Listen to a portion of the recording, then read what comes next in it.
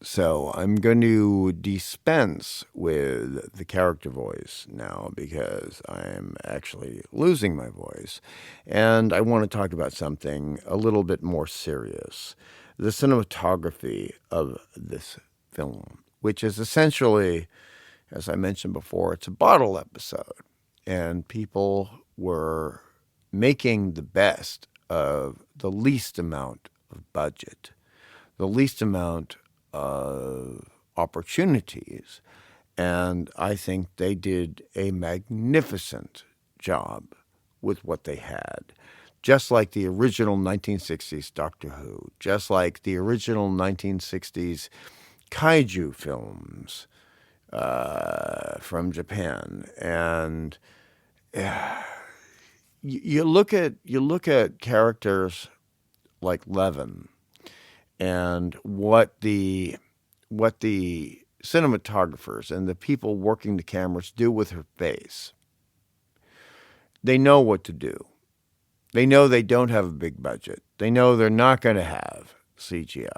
They know they're not going to have anything that is going to back them up aside from their talent and their acumen. And they just have to rely on their talent and their acumen in order to make the characters presented by these actors come alive.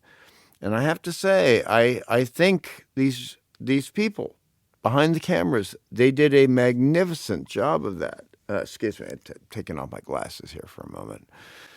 Um, their work improved this film immensely. And as an illustrator, let me just say, it's like a fab painter who knows what to do when they are limited to merely Cinnabar Red, Mars Black, and Titanium White, using only 3 bristle brushes and 2 sable brushes on a very cheap canvas. But they might make something that is considered a sci-fi or horror classic in terms of art for decades. And that's the way I feel about Cube.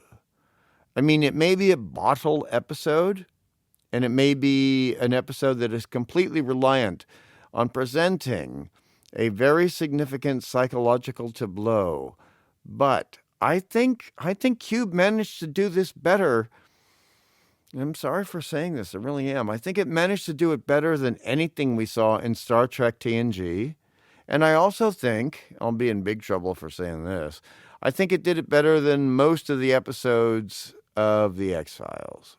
I think it was at least as clever and intelligent as anything we saw in The X-Files or Blake's Seven or even the 1960s Outer Limits when you take into account Levin figuring out what prime numbers mean in regards to the traps. It just it is what sci-fi should be to people with questioning minds, because the entirety of this film is about asking questions. No pun intended. And the intelligence behind such things means that this film is superior to all such Garbaggio films. Credit to you, Claubi, Garbaggio, that's your word. Such as the Saw films. The first Saw film was fine. It had a very good premise. It carried that out in a beautiful way. But the rest of the Saw films can basically suck Cube's ass. And they are inferior to Cube. I mean, survival and the way survival plays out in this film, and the way that intellect means you have a chance at survival.